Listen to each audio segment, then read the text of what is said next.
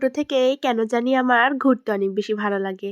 তো বিয়ের পরে এত ঘোরাফেরা করব কখনো ভাবতে পারিনি। আল্লাহর কাছে লাখ লাখ শুকরিয়া। সেদিন হঠাৎ করে আমাদের প্ল্যান হয় আজকে আমরা বাইরে ইফতারি করব। তো তাড়াহুড়ো করে চলে যাই সেই উদ্দেশ্যে। আসসালামু আলাইকুম সবাইকে। সবাই কেমন আছেন? আশা করি সবাই অনেক ভালো আছেন। আলহামদুলিল্লাহ আমরা অনেক ভালো আছি, তবে একটু অসুস্থ আমি। এর আগে কখনোই বাইরে ইফতারি করা হয়নি, তবে ফোনে যখন অন্যদের ভ্লগ দেখতাম তখন অনেক বেশি ইচ্ছা হতো কখনো বাইরে ইফতারি করব। তো আজকে হঠাৎ করে বড় ভাইয়া ভাবি বলছিল চলো আজকে আমরা বাইরে ইফতারি করতে যাই। তো যে বলা সেই কাজ, বের হয়ে পড়ি বাইরে ইফতারি করার জন্য। তো প্রথমে আমরা কাচ্চি ভাই গিয়েছিলাম কাচ্চি খাবো বলে, তবে কাচ্চি ভাইয়ে যাওয়ার পরে দেখি সিট ফাঁকা ছিল না, তারপরে চলে আসি কাচ্চি ডাইনে। আমরা বাড়ি থেকে প্ল্যান করে গিয়েছিলাম কাচ্চি ভাই ইফতারি করব, তবে আল্লাহ যার রিজিক যেখানে রেখেছেন সেখানে সিট ফাঁকা ছিল না, চলে আসি কাচ্চি ডাইনে। তো কাচ্চি ডাইনে এবার আমার প্রথম খাওয়া হবে, এর আগে কখনোই আমি কাচ্চি ডাইনে আসি। যেহেতু আমরা কাচ্চি ভাই থেকে ঘুরে এসেছি তাই জন্য আমাদের হাতে বেশি সময় ছিল না, তো তাড়াহুড়ো করে আমরা খাবার অর্ডার করে দেই। আর আজকে খাবারে ছিল কাচ্চি, তারপরে বাদামের শরবত, খেজুর, সালাদ এবং ফিরনি। ওনাদের সার্ভিসটা বেশ ভালোই ছিল। আমরা যাবার সাথে সাথে ওনারা আমাদেরকে খাবার সার্ভ করে দেয়। তো আমরা যাওয়ার একটু পরে আজান দিয়ে দেয়, তারপরে আমরা খেজুর খেয়ে ইফতারিটা সেরে ফেলি। আর বাদামের শরবতটা মাশাআল্লাহ অনেক বেশি মজা ছিল খেতে। তো কাচ্চি ভাইয়ের কাচ্চি ট্রাই করেছি, আর আজকে ট্রাই করব কাচ্চি ডাইনের কাচ্চি।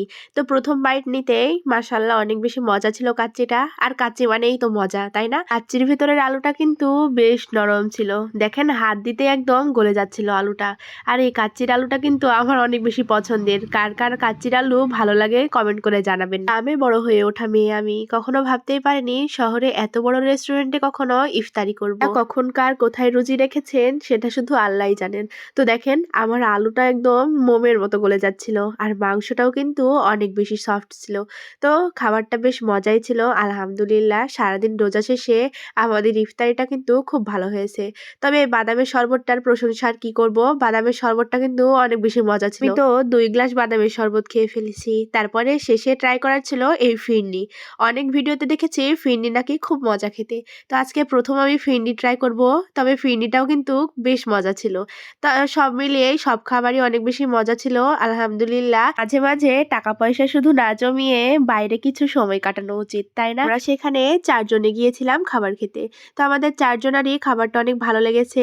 আমরা খেলেই হবে বলেন? আমাদের তো শ্বশুর শাশুড়ি বাড়িতে আছে, ওনাদের জন্য না নিলে গেলে হয়। আব্বু আর আম্মুর জন্য আমরা বাসায় নিয়ে আসার জন্য পার্সেল নিয়েছিলাম। আর আমরা এতজনে খাওয়ার পরে ভেবেছিলাম অনেক বেশি বিল আসবে, তবে না, বিলটা কিন্তু ঠিকই এসেছে। তো খাওয়া দাওয়া শেষ করে বিলটা আমরা দিয়ে আর পরে চলে আসি বাসার জন্য। আমরা ভেবেছিলাম রাজশাহীতে একটু ঘোরাঘুরি করব, তবে তেমন একটা সময় ছিল না, তাই জন্য তাড়াহুড়ো করে আমরা বাসায় চলে আসি। রাজশাহীতে কাচ্চি ডাইনের কাচ্চি কার কার ভালো লাগে আর কে কে খেয়েছেন কমেন্ট করে জানাবেন। আজকের ভিডিও পর্যন্তই। আল্লাহ হাফেজ সবাইকে।